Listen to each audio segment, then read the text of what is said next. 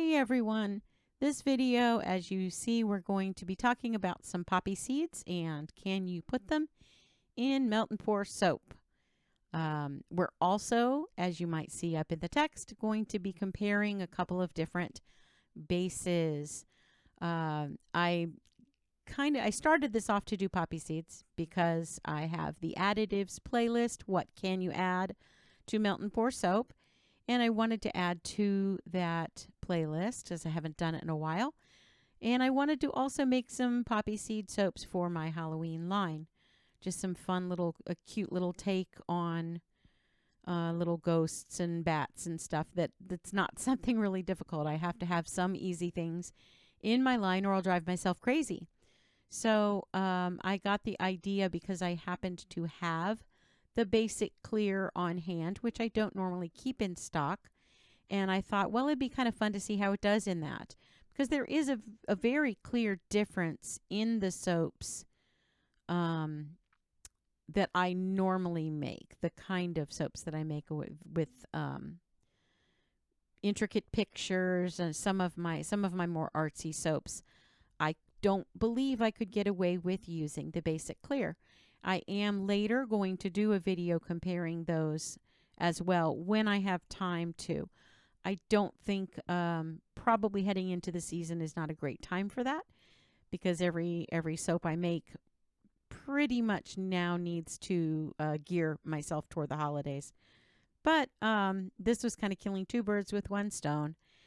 And I was curious how it would look with just poppy seeds in it. And I know a lot of people, as it says up there, do like to use a suspension base. But I have used poppy seeds in a variety of different soaps and I've never done it with the suspension base. I have used a suspension base, but not for poppy seeds.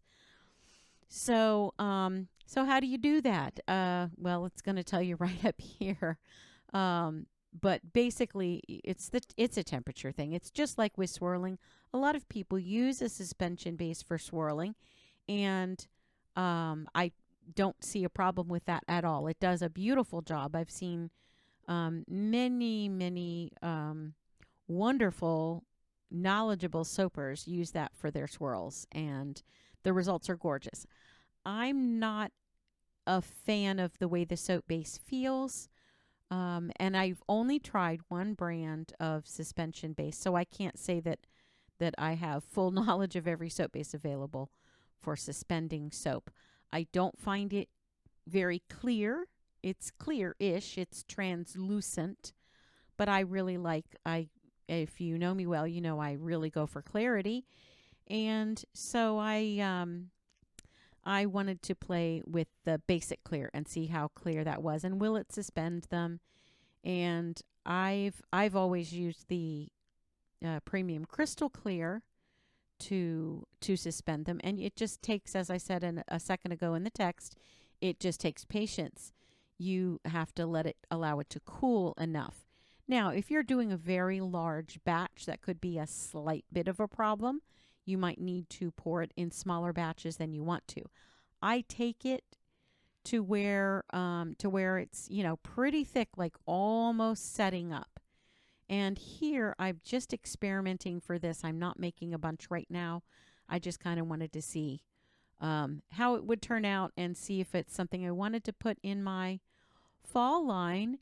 And if I go to make more and get out further molds, etc., then I might melt more at once and do a larger batch. Well, that means you have to pour quicker because once it starts setting up, you've got to move.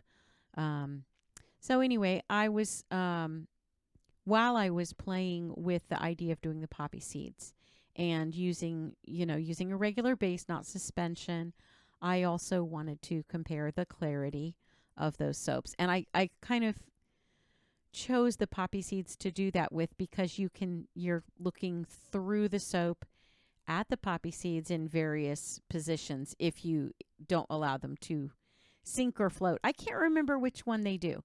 They either sink or they float, and you'll find a lot of additives are that way. It's the same with oats, if you use rolled oats, it's either going to sink or float. And um, I can't remember what this does because it was behaving so well for me in these soaps. I the poppy seeds I have that I'm using right here were just purchased at a grocery store. They're an organic form of them, and I've never had a problem with them.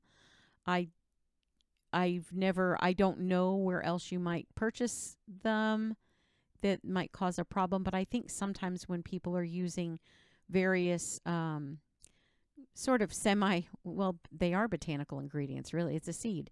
So when you're using we all know there are a lot of botanicals you cannot use. In fact, most of them you cannot use in soap, but the ones that you can that are kind of iffy and people sometimes have problems with, I feel like sometimes that's where you purchase them, and like I mentioned earlier, and what might be in them along with the actual material. And real quick, I'm going to kind of stray away from this one for just a second because I feel like in calendula soaps, I think sometimes it's how much of the plant matter you get in there. I think I have really good results from using just the petals, but I feel like, well, I know because I've purchased it that way. When you purchase the flowers, a lot of times it comes as the whole flower. And you can purchase the petals individually. They are a lot more expensive. But just keep in mind, if you purchase the whole flower, you might want to kind of pull off some of the other stuff so you're not having a leaf or larger part of the flower in there that isn't the petal. I feel that's where some people might have problems with those flowers. Now, I don't recommend using other flowers, although it depends on what country you're from. I know that some other countries are allowed to do that, so I'm not saying you can't. I've just seen a lot of soaps with rotting flowers in them, and I don't recommend it unless you have somebody testing your soaps, which they do in the UK. Their soaps must be tested before they are allowed to sell them. And so whatever it is that they are doing, I'm assuming they're tested for mold and problems like rotting and issues like that. So I kind of went off the topic here a little bit, but I'm only saying that so that you're kind of aware to be careful of where you're purchasing from.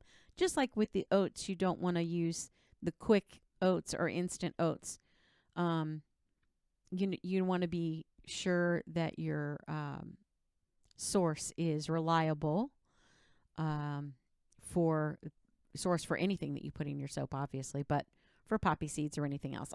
Like I said, this was from a grocery store, so it's not specifically made for soap, but I have not had a problem with them. I'm showing you a lot of stirring here because I wanted you to see how long it can take to cool off after melting. These were not, even though I don't have the thermometer to prove it. If you were reading through my text up there, you notice that my battery died and I'm working sans thermometer, which I hate to do. I use my thermometer a lot. I have gotten to where I can feel the outside a little bit and have a basic idea from the look of it, the feel of it, the viscosity. So, I mean, that just comes with experience, but I still like to rely on it overall. But I'm stirring. I want you to notice that I am stirring a lot and frequently spraying here and there to help it cool. But I am also stirring to prevent a skin on the top. Because if you're going for clarity and going for a look of poppy seeds in something clear, where you can, have a cool look of little spots, you don't want little skins and weird chunks of soap that don't look like they belong there. So if you continue to stir it like I'm doing and give a spritz every once in a while it's cooling, it's not going to form a skin. And it also, if you notice, I'm not stirring quickly. where you see me stirring here, this is 1.5 times. It's not super fast, but it is faster than I am doing. I'm stirring fairly carefully because I don't want to create a lot of bubbles with this. Bubbles are really easy to get out when your soap is hot, or, not overly hot, but when it's hot enough to at the temperature that we normally pour at, which for me is usually around the melting point, just above it sometimes.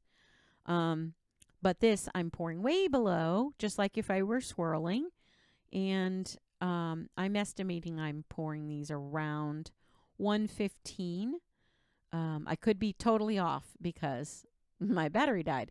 But that's my estimate for what I usually bring my soap down for when I'm pouring for a swirl or for something that I want the temperature very low at. So I'm going to guess around there. And if you're pouring at that low of a temperature and you incorporate a lot of bubbles, they're going to be much more difficult to get out, or to spray out, because they will not readily float to the top, just like the poppy seeds won't. It's going to stay kind of suspended in the soap, and it won't. The alcohol spraying it on top is not going to reach it as easily. So that's just a little tip for anything that you are pouring at a cooler temperature. You want to be, and I mean, we always want to stay as cool as possible for the soap that we're making. But that's an important point for soaps like this, because you want to see the poppy seeds. You don't want to see a lot of bubbles. Every once in a while, you do want the look of bubbles. Then stir away and let it cool pretty cool off to the point of almost ready to solidify, and you'll have some bubbles, most likely. So I'm just kind of, I over poured, and so I'm just scraping that off with a knife. You can do whatever technique works best for you.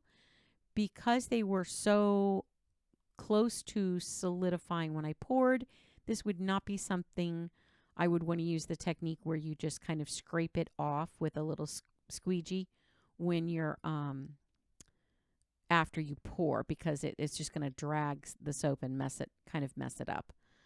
So this is the results. This isn't the final results. Before you go, I am going to be doing a little bit more with this. I just wanted you to have an opportunity to look at the soaps, plain and fresh out of the mold. I am going to spritz them and see if you can tell the difference. I can tell very readily the difference between the two. I know, of course, I know where it is too, but I can see very clearly which one is the premium crystal clear and which is the basic clear. They still look really cool, though. That's what I like about this one in doing this little experiment, is that they still look good. So I feel like with a soap like this, the basic is just fine to use. The basic is the one on the left. It almost looks a little luminous because it's dispersing the light a bit, whereas the clear soap, it's going more directly through, and you see my fingers behind a little clearer. So that's one of the reasons I wanted to try it with these soaps. I kind of figured it'd be easy to see, but still not ruining a soap.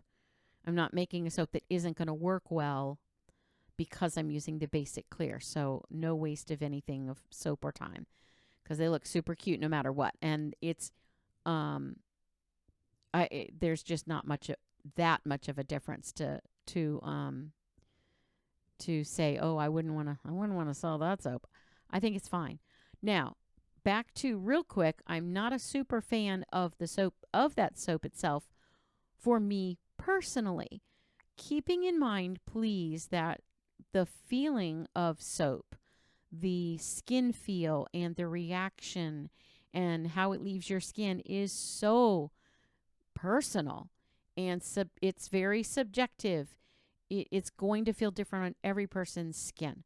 So a lot of people may be just fine with the basic. My skin is super sensitive. I don't have a reaction of any kind. It's not hurting me. It's not causing a rash. It's not making my skin flake off or anything like that. It's just not as nice of a feel to me after. It just leaves my skin a little tight. I feel like sometimes the people who always ask, can I add this and that to moisturize? I feel like they may be using the basic type of soap. Whereas the premium soaps, I'm only talking about the Crafter's Choice, but honestly, you're probably going to find the same things in the other brands that have various levels of soaps. I know Stevenson's have some that are more premium in nature. I think they call them ultra. Well, that's the ultra clear.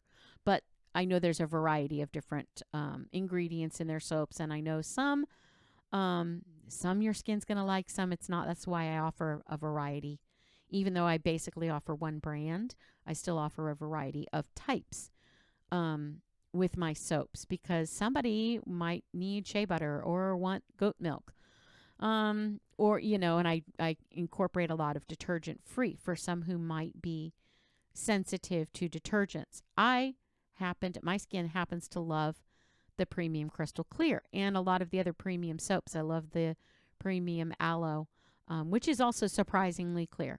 But this just goes to show you that you can make really cool clear soaps with the basic and get a great result. Those are cute as can be, in my opinion. I didn't trim them yet, so you'll see them trimmed at the end pictures. But all I did, I didn't write much about that, making the little faces, because you saw what I did. Used a pipette, hot soap. It's hot soap with activated charcoal in it, is all this is. And it's a little hotter than I normally would take it, but for something like this, not so hot to burn it or boil it, but hot enough so that it's going to adhere really well without me having to scratch it or anything like that. It's hot enough to kind of melt the first few little molecules of soap there and attach itself to those. So anyway, I thought they came out pretty cute. As you saw, I made boo-boos all over the place with those, no pun intended. And I just scraped it off with a knife and then polished it a little bit with I had a paper towel there. I know it's all crumpled up and everything, but it had only had alcohol on it.